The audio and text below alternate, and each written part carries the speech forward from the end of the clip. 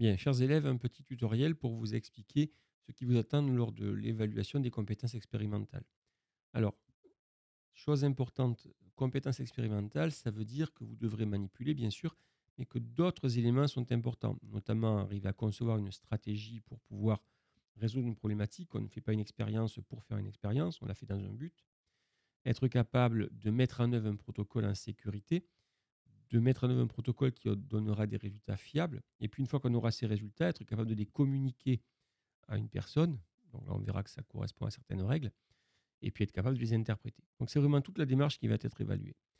Chacune des étapes est indépendante. C'est-à-dire que si vous avez des difficultés sur l'une, on vous fera passer à l'autre avec les éléments qui vous permettront de poursuivre. Donc ne paniquez pas. Ce n'est pas parce que vous avez une difficulté au début que l'épreuve est ratée.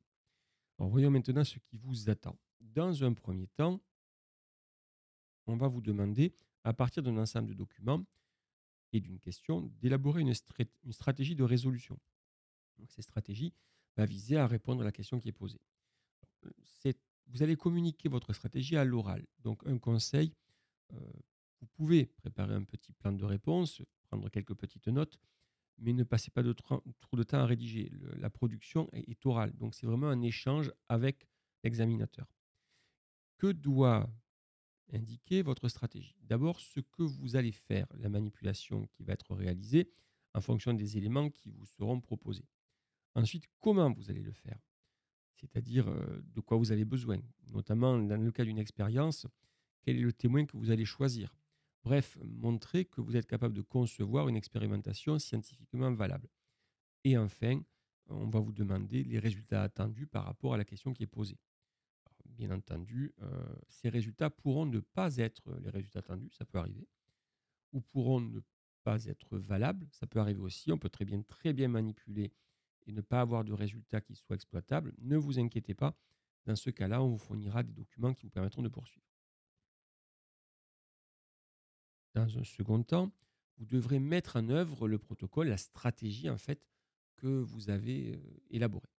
Alors, chose importante, vous devrez respecter les consignes de sécurité. Ça paraît évident, elles sont indiquées, mais vous les connaissez en général. Et vous devrez ranger votre matériel à la fin. Donc ça aussi, le fait que l'examinateur doive ranger, c'est considéré comme une aide mineure. Alors, lorsqu'on réalise un protocole, lorsqu'on met en œuvre sa stratégie, l'examinateur pourra vous questionner au fur et à mesure de cette dite stratégie. Si vous progressez normalement, s'il n'y a pas de problème, eh bien, ne vous inquiétez pas.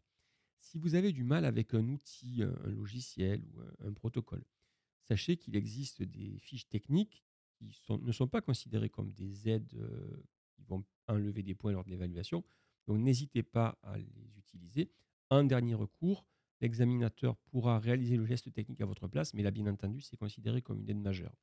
Donc cela vraiment doit être la solution à utiliser en dernier recours.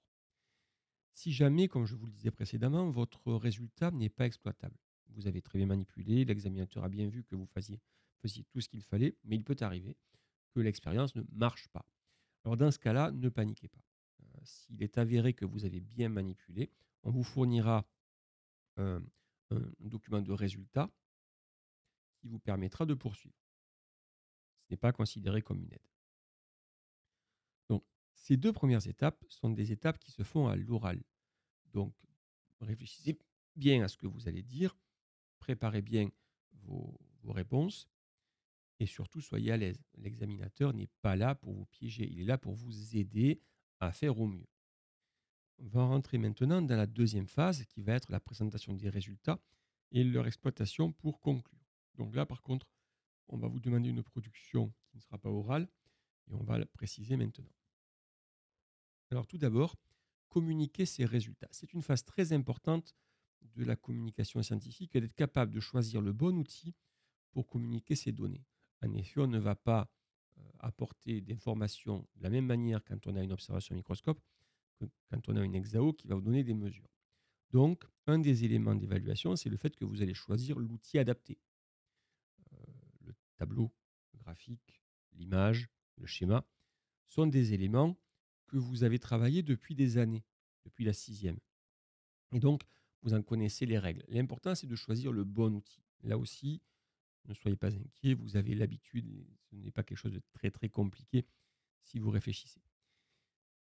En revanche, il est nécessaire de respecter un certain cadre, c'est-à-dire que vous avez appris que ces outils devaient posséder certaines propriétés.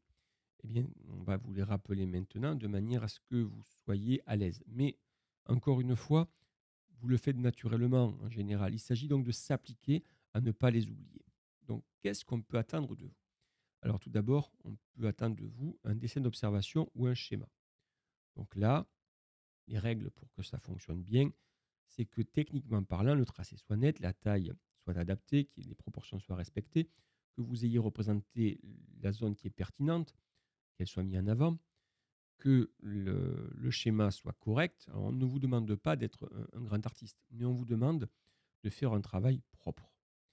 Là aussi, toute communication nécessite que l'on le fasse pour quelqu'un d'autre. Alors, ce quelqu'un d'autre, il n'a pas toutes les informations, il faut penser qu'il n'a que ce que vous allez lui donner. Donc, dans le cadre d'un essai d'observation d'un schéma ou d'une image numérique, vous devez penser à utiliser un titre adapté, quel est l'objet qui est observé, quels sont les moyens d'observation qui sont utilisés, vous devez légender l'élément que vous allez présenter avec des légendes correctes, pas d'approximation. Si jamais il y a une échelle ou un grossissement, elle doit être indiquée, car en fait, la personne qui a le document, si elle n'a pas d'échelle, ne sait pas ce que ça représente. En tout cas, n'a pas une idée des proportions, de la taille. Vous devez indiquer ce que vous avez utilisé comme technique pour l'obtenir, un microscope, une loupe binoculaire, un IRM par exemple.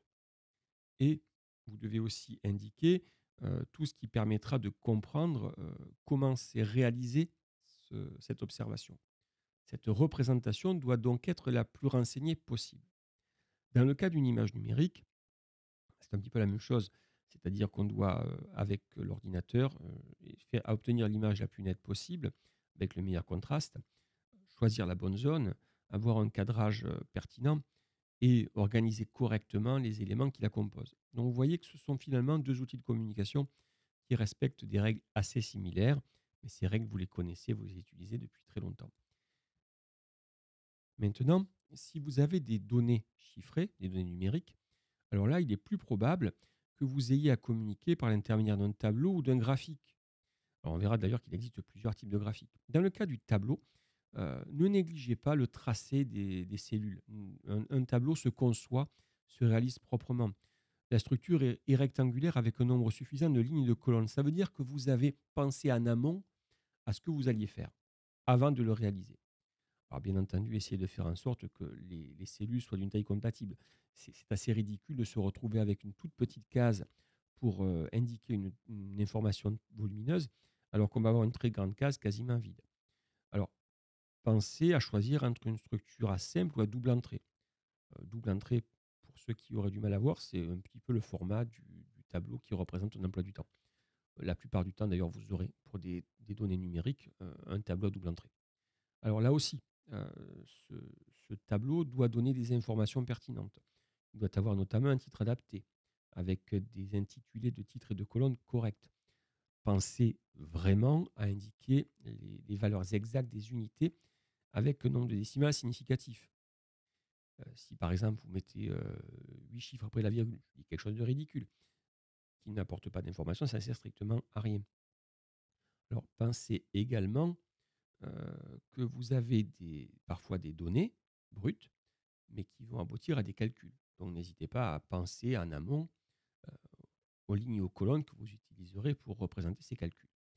Dans le cas d'un graphique, alors qui peut être d'ailleurs fait manuellement ou par informatique, pensez aux axes. Alors ça, vous l'avez déjà appris depuis longtemps, mais ces axes doivent être gradués de manière régulière, les proportions doivent être respectées. Pensez bien à mettre un axe des abscisses et des ordonnées.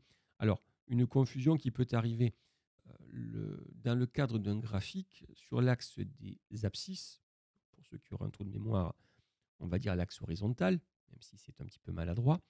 En général, on va mettre ce qu'on fait varier.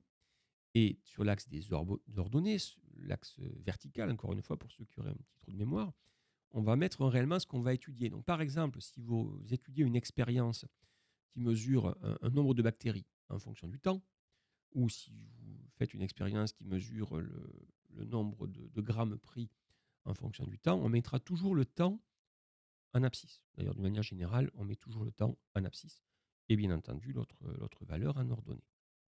Alors, soyez précis sur le placement des points. Utilisez une échelle pertinente. Si vous avez un graphique qui prend toute une page, mais qu'en fait la courbe que vous allez représenter n'occupe qu'une toute petite partie de cette page, c'est ridicule. Donc, il faut vraiment être sur quelque chose de cohérent. Il est possible également qu'on fasse un graphique qui représente plusieurs valeurs sur un seul graphique. Donc là aussi, s'il y a plusieurs valeurs, pensez à mettre les titres qu'il faut. Alors là également, mais vous voyez que c'est quelque chose qui se répète, il faut un titre adapté. Il faut que légende les courbes. Celui qui va les lire n'est pas censé savoir ce que ça représente s'il n'y a pas de légende. S'il y a des conditions particulières, s'il y a des informations qui permettront de comprendre ce qui a été fait, il faut absolument les mettre. J'insiste vraiment, euh, les outils de communication en sciences doivent être pris comme si la personne qui allait les lire n'avait vraiment pas vu du tout l'expérience. C'est un outil de communication, c'est-à-dire qu'elle n'a pas d'autre information que ce que vous allez lui donner. Donc, n'oubliez rien. Alors, un autre type de graphique particulier, les histogrammes ou les diagrammes circulaires, donc faites attention. Là, dans le cadre d'un histogramme, par exemple, il faut bien faire attention à la hauteur des barres. Euh, tout n'est pas forcément compatible avec la représentation par histogramme. Dans le cas d'un diagramme circulaire, par exemple, on sera plutôt sur quelque chose qui va représenter des pourcentages. Dans le cas d'un histogramme, ce sera plutôt quelque chose pour lequel on aura des valeurs, mais qui ne sont pas forcément liées au temps. Encore que ce ne soit pas toujours le cas. Et là encore, comme vous le pouvez le voir, eh bien, on est sur la même chose, c'est-à-dire le titre doit être adapté, les légendes doivent être bien évidentes, de manière à ce qu'on comprenne ce que vous voulez dire. Et chaque fois qu'une information sera nécessaire, elle doit être apportée. Donc, s'il y a une règle à respecter par rapport à ces outils de communication, un conseil qu'on peut vous donner, partez du principe que celui qui va recevoir le document ne sait rien, en tout cas très peu de choses. Et le document doit lui apporter toutes les informations dont il a besoin pour par la suite tirer les conclusions nécessaires. Donc ne soyez pas négligent à ce niveau-là. Il vaut mieux mettre des informations les plus précises possibles. Alors bien entendu, une fois que vous aurez communiqué ceci, alors ça c'est un travail qui va être rendu, qui peut être d'ailleurs imprimé dans le cas d'une image numérique. Pensez également aux outils de capture d'écran lorsque vous avez un travail sur un logiciel. Mais un outil de capture d'écran, ça n'empêche pas de légender. Dans ce cas-là, vous avez tous les outils des logiciels de traitement de texte qui vous permettent de rajouter une légende, un titre. Je vous ferai un petit tutoriel qui vous montrera comment faire pour ceux qui auraient des difficultés. Ne perdez pas trop de temps là-dessus. Vous devez maîtriser ce genre de compétences en amont, avant d'arriver.